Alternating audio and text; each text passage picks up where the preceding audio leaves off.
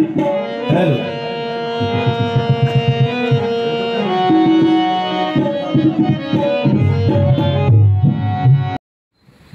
علیکم ورحمۃ اللہ وبرکاتہ.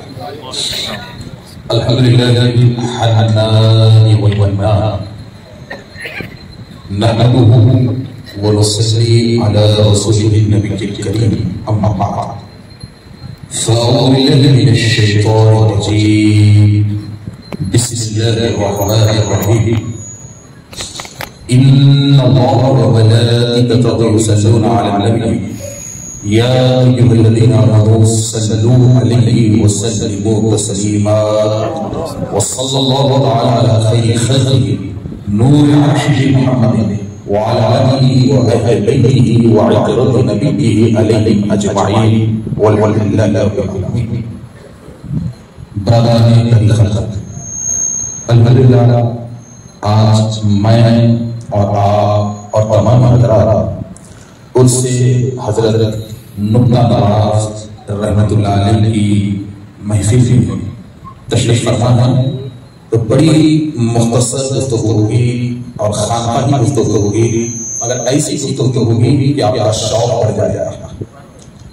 سب سے پہلی چیز کہ یہاں ایک چیز غور کرنے والی بات ہے کہ اللہ نے اتنی بڑی دنیا کو بنایا تو خدا کی بنائی ہوئی کوئی چیز بیکار نہیں ہے اور بے مقصد نہیں ہے. معمولی گھاس بھی انسان کے لیے فائدہ مند ہے، چھوٹی چونٹی بھی انسان کے لیے فائدہ مند ہے. تو کوئی چیز اللہ رب العزت کی بنائی ہوئی بیکار نہیں ہے.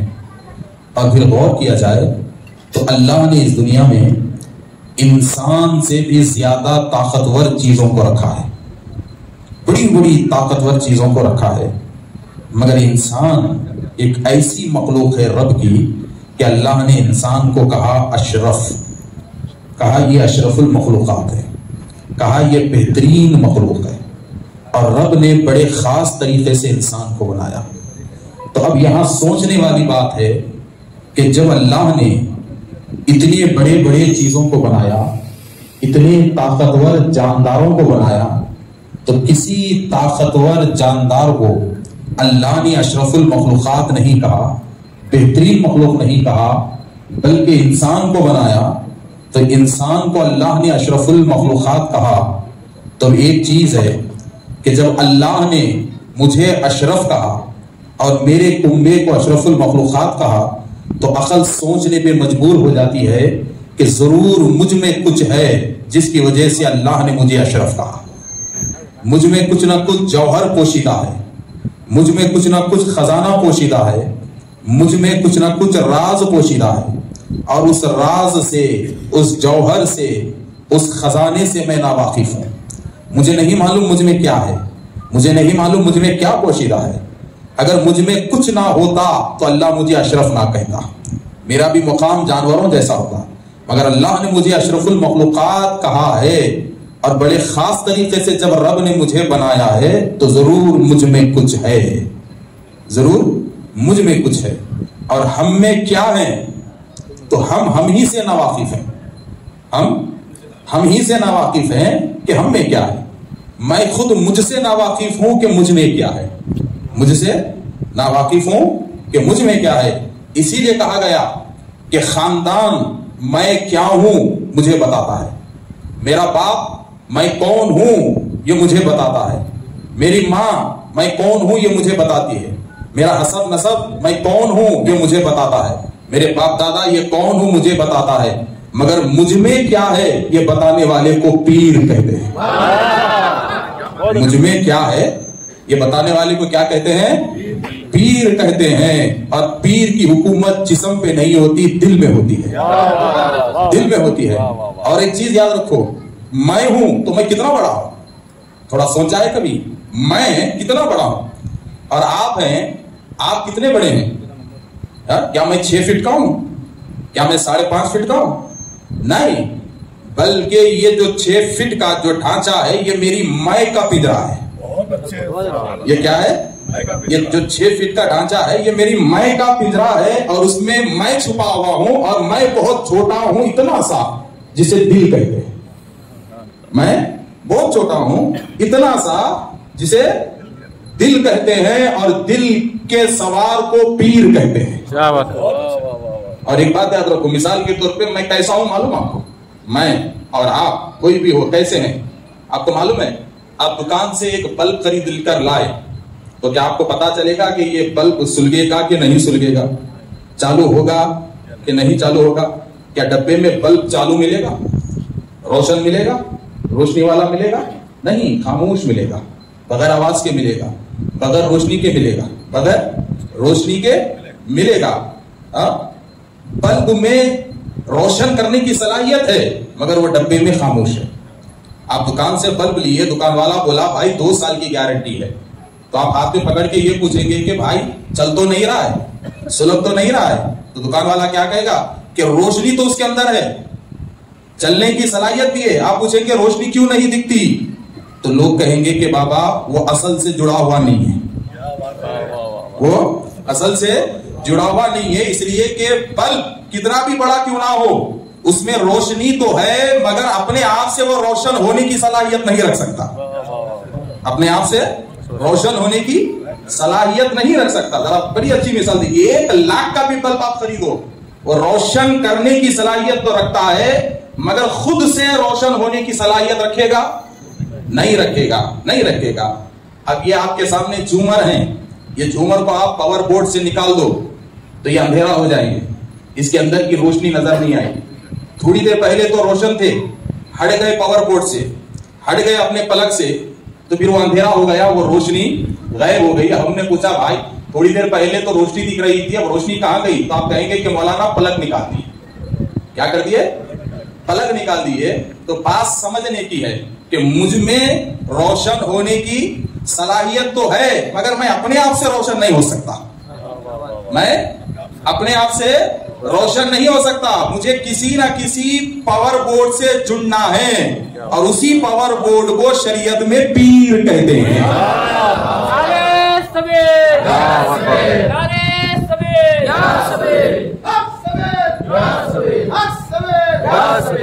اور آپ اگر پاور بورڈ سے ہٹ گئے تو بلب تو کہلائیں گے مگر نہ روشن ہوں گے نہ دوسروں کو روشن کریں گے, دوسروں کو روشن کریں گے. تو بات سمجھ میں آ گئی کہ میری مائی کو روشن کرنا ہے تو پھر مجھے ایک روشنی والے کو دیکھنا ہے, مجھے ایک روشنی والے کو دیکھنا ہے, ایک روحانی پاور ہاؤس کو دیکھنا ہے, ایک روحانی پاور ہاؤس کو دیکھنا ہے. اور ایسا پاور ہاؤس دیکھنا ہے جس کی سپلائی مدینے سے جڑی ہو, جس کی سپلائی نجف سے جڑی ہو, جس کی سپلائی کربلا سے جڑی ہو. ایسے پاور ہاؤس کو دیکھنا ہے اور وہاں کے پاور بینک میں جا کر ہمیں جڑنا ہے, ہمیں جڑنا ہے اور خود بھی روشن ہونا ہے, دوسروں کو بھی روشن کرنا ہے. تو مرید بننے کا یہ آسان سا اور سمپل سا طریقہ آپ لوگوں کو معلوم ہو گیا.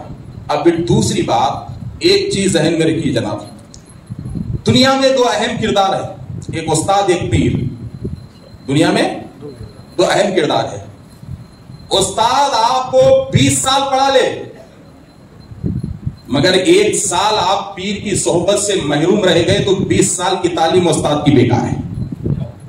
20 سال کی تعلیم استاد کی بیکار ہے. وقت کے امام اعظم ابو حنیفہ رضی اللہ تعالیٰ, جن کو پوچھا گیا کہ حضرت آپ کی عمر کیا ہے تو آپ نے کہا 2 سال. سرکار امام جعفر صادق کیا مرید تھے؟ امام جعفر علیہ السلام کیا مرید تھے؟ تو آپ نے کہا 2 سال. بڑھاپے میں عمر پوچھی گئی سرکار امام اعظم ابو حنیفہ کی, تو بڑھاپے میں جب عمر پوچھی گئی تو کہا کہ میری عمر صرف 2 سال ہے. کہا 2 سال؟ ہاں 2 سال. پوچھا وہ کیسے؟ لولا سنتان حلق النعمان, کہا کہ وہ 2 سال مجھے امام جعفر صادق کی زندگی کے نہ ملتے تو نعمان ہلاک ہو گیا. اگر وہ 2 سال جو میں نے سرکار امام جعفر صادق کے ساتھ گزارے ہیں, اگر وہ 2 سال مجھے نہ ملتے تو میں ہلاک ہو گیا تھا. تو وقت کا بڑا امام بغیر پیر کی نسبت کے اپنے آپ کی زندگی کو ہلاکت والی زندگی سمجھ رہا ہے. اب دوسری بات آئیے صاحب کہ جناب یہ عرس کے نام سے ہم جمع کیوں ہوتے ہیں؟ ہے نہیں؟ اور ایک چیز، آپ کے دبیل پور میں تو قبرستان ہوگا، ہے نہیں؟ کہ مہینے میں ایک مرتبہ قبرستان میں جمع کیوں نہیں ہوتے، یہاں کیوں جمع ہو رہے ہیں؟ یہ بھی سمجھنے والی بات ہے. ہمارے شہروں میں بھی قبرستان ہے، ہمارے گاؤں میں بھی قبرستان ہے، اور قبرستان میں عرس نہیں ہو رہا ہے اور یہاں عرس ہو رہا ہے. اور پھر ایک تعجب والی بات ہے، قبرستان میں گئے، پوچھا پاپا کہاں سے آ رہے ہو؟ بولتے والد صاحب کی خبر سے، دادا کی خبر سے، چچا کی خبر سے، امی کی خبر سے، دادی کی خبر سے. یہاں سے نکلے تو پوچھے کہاں جا رہے ہو؟ بولتے مزار شریف کی زیارت کو جا رہا ہوں. کیا بات؟ درگاہ کی زیارت کو جا رہا ہوں، مزار کی زیارت کو جا رہا ہوں. تو بات سمجھ میں نہیں آئی. وہی جنازہ، وہی نماز، وہی کفن، وہی غسل، مگر نام بدل رہا ہے. ادھر جاؤ تو خبر کہہ رہے ہیں، ادھر آؤ تو مزار کہہ رہے ہیں. تو آخر یہ مزار اور خبر میں فرق کیا ہے؟ تو اس پہ ایک جملہ دیتا ہوں، سنو. مزار اور خبر میں فرق کیا ہے؟ کہ جو اندر جا کر بے خبر رہے اس کی خبر رہتی ہے. جو اندر جا کر بے خبر رہے اس کی خبر رہتی ہے، اور جو اندر جا کر باخبر رہے اس کی مزار رہتی ہے. اس کی مزار رہتی ہے. تو بے خبر کی خبر ہوتی ہے اور ہوشیار کی مزار ہوتی ہے. ہوشیار کی مزار ہوتی ہے. پھر عرس، آخر یہ عرس کہتے کیوں ہیں؟ آخری بات بتا رہا ہوں، عرس کہتے کیوں ہیں. تو میرے دوستو یاد رکھو، یہ جو خبر ہے نا، یہ خبر آخری مقام نہیں ہے، بلکہ انسان کے دوسرے سفر کا بس اسٹینڈ ہے. وہ آخرت کی گاڑی کا وہ انتظار کرنا ہے، سور پھونکنے کا، وہ ویٹنگ ہال ہے. اور وہ ویٹنگ ہال کیسا ہے؟ کیٹیگری کے حساب سے اندر لوگ آ رہے تھے. یعنی اوپر جیسی ٹکٹ کٹا کے آیا، اندر ویسی سیٹ آپ کو ملنے والی ہے. اور اسی حالت میں سور پھونکنے تک آپ کو رہنا ہے. تو خبر آپ کا رزلٹ نہیں ہے، خبر آپ کی ٹرین کا ڈبہ ہے جو آخرت تک لے جانے والا ہے. اور جیسی ٹکٹ لے کے آئے ویسی سیٹ اندر ملنے والی ہے، ویسی سیٹ اندر ملنے والی ہے. تو ایک بات یاد رکھو کہ عرس کہتے کسے ہیں. ایک چیز سمجھا کر بیٹھ جاتا ہوں. اس کے لیے سب سے پہلے موت کو سمجھنا ہے. موت ہے کیا؟ تو ایک چیز ذہن میں رکھو، فنا کا نام موت نہیں ہے. کیا بات؟ بڑی سمجھنے والی چیز ہے. سب کچھ ختم ہونے والی چیز کا نام موت نہیں ہے. مجھ میں ایسا کچھ ہے جو باقی رہے گا، ورنہ رب مجھے اشرف نہ کہتا. رب مجھے اشرف نہ کہتا. کچھ ہے جو باقی رہنے والی ہے. اگر ہمیشہ کے لیے میری ہلاکت ہوتی تو میں اشرف المخلوقات نہ ہوتا. اب وہ کیا ہے جو باقی رہے گا؟ تب یہاں بڑی مزے کی بات، سرکار سیدی محدث دکن سید عبداللہ شاہ صاحب قبلہ رحمۃ اللہ علیہ کے بڑی مزے کی بات کہتا ہوں کہ حضرت سے پوچھا گیا کہ حضرت یہ موت کیا ہوتی ہے؟ تو حضرت نے کہا کہ میاں دیکھو، ایک پنجرا لے لو طوطے والا. ہاں لے لو. مرید بولا لوں گا. بولا دوسرا خالی لو، دونوں کے منہ کھول دو اور دونوں کے منہوں کو ملا دو. تو ہوتا کیا پوچھے؟ تو جواب آیا کچھ نہیں حضرت، اس میں کا پرندہ اس میں جاتا. بولے بس موت یہی ہے. بولے موت یہی ہے کہ تیرے پنجرے سے روح کا پرندہ اڑ کر دوسرے پنجرے میں جانے کا نام موت ہے. دوسرے پنجرے میں جانے کا نام موت ہے. اور بھی کھلا آپ کو سمجھاتا ہوں کہ دیکھیے بڑی ہی میدانی طریقت کی بڑی اعلیٰ بات حضرت نے کہی کہ کہتے ہیں کہ اللہ نے جب انسان کو دنیا میں بھیجا اور انسانوں کے جسموں کو جب اللہ نے بنایا تو ایک جسم کسی انسان کا نہیں بنایا. ایک جسم کسی انسان کا اللہ نے نہیں بنایا، دو جسم بنا ہر ایک کے. اب یہاں بڑے تعجب والی بات ہے، اور مودی سے تک لکھتے ہیں کہ اللہ نے ہر ایک کے دو جسم بنائے، ایک اصل ایک نخل. اب جب دنیا میں بھیجنے کی باری آئی تو نخل میں روح ڈال کے ماں کے پیٹ میں بھیجا، اصل وہاں رکھا. نخل جسم ماں کے پیٹ میں روح ڈال کے بھیجا، اصل وہاں رکھا. تب حضرت آدم سے لے کے قیامت تک جتنے آئے سب کے نخل یہاں ہیں اور اصل وہاں ہیں. اب یہ جتنے بھی کرتے پیجامے رومال وغیرہ ڈال کے بیٹھے ہوئے یہ نخل ہیں، اصل وہاں رکھا ہوا ہے ہر ایک کا. اب حضرت لکھتے ہیں کہ ہوتا یہ ہے کہ اللہ تعالیٰ جب کسی بندے کی روح نکالنے کا وقت آتا ہے تو جب روح نکالی جاتی ہے تو فرشتے اس کو روح کو لے لیتے ہیں. اب لے کر کہاں جاتے ہیں؟ تو حضرت لکھتے ہیں سیدھے اصل جسموں کی دنیا میں جاتے ہیں. اصل جسموں کی دنیا میں جاتے ہیں اور وہاں دیکھتے ہیں کہ اس کا جسم کہاں رکھا ہوا ہے. اب جسم مل گیا، اصل جسم میں روح ڈالے تو پھر ہوتا کیا تو حضرت لکھتے ہیں کہ جب اصل جسم میں روح ڈالے تو نیچے کا جسم خاموش نہیں رہتا، وہاں کا تعلق یہاں جوڑ دیا جاتا ہے، وہاں کا تعلق یہاں جوڑ دیا جاتا ہے۔ اور جب روح کا تعلق خبر کے مردے سے جوڑ دیا جائے تو پھر مردہ ہر چیز کو سن بھی سکتا ہے، ہر چیز کو سمجھ بھی سکتا ہے اور ہر چیز کو غور بھی کر سکتا ہے۔ یہ ہو گیا۔ اب پھر دیکھیے پھر آگے کیا ہوتا ہے۔ جب خبر میں دفن کیا گیا، اب دفن ہونے کے بعد اب ہر کوئی جانتے ہیں کہ 2 فرشتے خبر میں اترتے ہیں، چاہے کوئی بھی ہو، وقت کا ولی ہو، عالم ہو، محدث ہو، مفتی ہو، مرید ہو، خلیفہ ہو، کوئی بھی ہو۔ جب مردہ دفن ہوتا ہے اور 40 قدم لوگ دفنا کے چلے جاتے ہیں تو 2 فرشتے اترتے ہیں۔ اب 2 فرشتے اترے اور ان 2 فرشتوں کو کیا بولتے ہیں؟ منکر نکیر۔ کیا بولتے ہیں؟ بولو، منکر نکیر۔ اب وہ 2 فرشتے منکر اور نکیر دونوں اترے۔ اب وہ 2 فرشتوں کا کیا کام کیا ہوتا ہے؟ تو اب یہاں غور کرنے والی بات ہے۔ گڑا ہوا مردہ ہے، منکر نکیر خبر میں اترے اور اترنے کے بعد مردے کو اٹھائے۔ اب مردے کو اٹھانے کے بعد اب یہاں کیا ہو رہا ہے؟ 7 سال کی زندگی تھی، 80 سال کی زندگی تھی، 7 سال کا عمل آپ کے پاس تھا، 80 سال کا عمل آپ کے پاس تھا، مگر عمر بھر کا عمل 3 سوال کے جواب میں کلوز۔ عمر بھر کا عمل 3 سوال کے جواب میں کلوز۔ اب وہ کلوز کیسا؟ پہلا سوال فرشتے پوچھیں گے من ربک کا، دوسرا ما دینک کا، تیسرا رسول اللہ صلی اللہ علیہ وسلم کا دیدار ہوگا خبر میں، اور مردے سے پوچھیں گے کہ ان کے بارے میں آپ کیا کہتے تھے، آپ کا عقیدہ ان کے بارے میں کیا تھا۔ یہ 3 سوال ہو گئے۔ تو اب ایک اللہ کے ولی، ایک نیک بندہ عمر بھر اللہ کے لیے اپنا سب کچھ فنا کر دیا، اللہ کے لیے اپنا سب کچھ چھوڑ دیا، وفات کا دن آیا، خبر میں دفن ہو گئے اور اللہ کے ولی کے پاس فرشتے گئے۔ پہلا سوال ولی سے کیا من ربک کا، تو ولی اللہ کو کیوں نہ پہچانے؟ بولو من ربک کا۔ جب فرشتے پوچھے تیرا رب کون ہے تو ولی اللہ کو کیسا نہیں پہچانتا، جبکہ ولی نے پوری زندگی تو اس کے لیے قربان کر دیا۔ اب دوسرا پوچھیں گے ما دینک کا، تو اسلام کی تبلیغ تو ولی نے پورے زندگی کی، تو اسلام کیسے ولی نہیں پہچانے گا۔ تیسرا سوال رسول اللہ کا دیدار، تو ولی کا مقصد خود وہ دیدار تھا، وہ چہرے کو کیسے نہیں پہچانے گا۔ ولی کا مقصد صرف وہ دیدار تھا، چہرے کو کیسے نہیں پہچانے گا۔ تو جب 3 سوال میں یہ نیک بندہ کامیاب ہو گیا تو انعام دینے کا ٹائم آیا، تو فرشتے کہیں گے کہ حضرت ماشاءاللہ آپ تو کامیاب ہو گئے، کیوں کامیاب ہوں گے؟ آپ تو پوری محنت اس نے کی، تو کیا کرنا؟ تو فرشتے کہیں گے دیکھیے حدیث کا جملہ دے رہا ہوں، فرشتے کہیں گے کہ حضرت آپ ایک کام کیجئے۔ بولے کیا کرنا؟ تو اب دیکھیں غور سے سنیے، فرشتے اب اس نیک میت سے کہیں گے، ولی سے کہیں گے نم، اب آپ سو جائیے۔ ایک اور جملہ آیا ہے نم، آپ سو جائیے۔ نیک مردے سے، نیک میت سے کہتے ہیں نم، آپ سو جائیے۔ کیسے سو جائیں؟ تو فرشتے کہتے ہیں کا نومۃ العروس، ایسے سو جائیے جیسے دلہن سو جاتی ہے۔ تو عرس کہتے کسے میں آپ کو بتا رہا ہوں، کیا کہیں گے فرشتے نم کا نومۃ العروس، کہ آپ سو جائیے، مگر کیسی نیند سو جائیے؟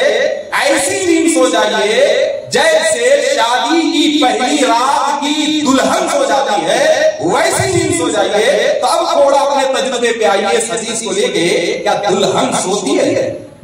نہیں سوتی، اپنے شوہر کے انتظار میں رہتی ہے، اپنے محبوب کے انتظار میں رہتی ہے، اپنے ہم سفر کے انتظار میں رہتی ہے، چاہے کتنی بھی دیر کیوں نہ ہو جائے، دروازے پہ نظریں جمائے رہتی ہے کہ کب میرا ہم سفر آئے گا، کب میرا شوہر آئے گا، اور کب میں اسے اپنے آنکھوں بھر دیکھ لوں، یہی انتظار دلہن کو رہتا ہے۔ تو فرشتے یہاں مثال دے کے کہتے ہیں نم کا نومۃ العروس، دلہن کی طرح تم خبر میں سو جاؤ کہ دنیا کی دلہن اپنے محبوب کے انتظار میں دروازہ تکتے رہتی ہے، اور آج تم خبر کی دلہن ہو، سو جاؤ، آنکھیں وہاں لگا کے رکھو کہ پتہ نہیں کب پردہ اٹھے گا، تمہارا محبوب دکھ جائے گا، کب پردہ اٹھے گا اور تمہارا محبوب دکھ جائے گا۔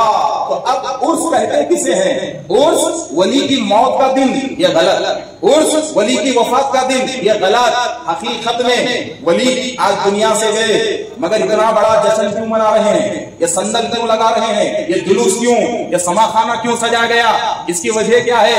इसकी वजह यह है कि आज हमारे पीर के वफात का दिन नहीं है, बल्कि आज वो दिन है जिस दिन हमारे पीर को खुदा का दीदार हुआ, जिस दिन हमारे पीर को खुदा का दीदार हुआ, खुदा के जलवों को हमारे पीर ने देखा, अल्लाह के इनामात को हमारे पीर ने देखा। तो उस महफिल को कहते हैं, कौन सी महफिल? खुदा के दीदार की महफिल को उर्स कहते हैं, खुदा के जलवे देखने की महफिल को उर्स कहते हैं, और रब के जलवों को तकते रहने वाली साथ को वली कहते हैं, वली कहते हैं। अब लोग पूछते थे ये फूला गई, ये दावता गई, ये महफिला गई, तो आखिरी बात 1 मिनट में खत्म कि देखो बाबा, उनको जो मिलना था वो वहां मिल गया, उनको जो मिलना था वो मिल गया, और हम उनकी गुलामी में जिंदगी गुजारे। तो उनकी खुशी रब को देखने में है, और साल में 1 मर्तबा उर्स मनाकर हम अल्लाह की बारगाह में शुक्रिया अदा करते हैं कि ऐ अल्लाह तेरा शुक्र है कि तेरे जलवे हमारी पीर के मज़ार पे रहते हैं, तेरे जलवे हमारी पीर की मज़ार पे रहते हैं, तेरा शुक्र है। तो बस बात खत्म कर देता हूं, बस इतना ही याद रखिए, जो अंदर जाकर बेखबर रहता है उसकी खबर होती है, और जो अंदर जाकर बाखबर होता है उसकी मज़ार होती है। और उर्स नाम है खुदा के दीदार का, उस महफिल का नाम है जिस दिन मर्द खुदा को अल्लाह का दीदार हुआ हो। और इसी निस्बत से शुक्राने के तौर पे अहले खानका और अहले खानवादा बड़ी बड़ी महफिलें करते हैं शुक्राने के तौर पे। खुदा हाफिज़।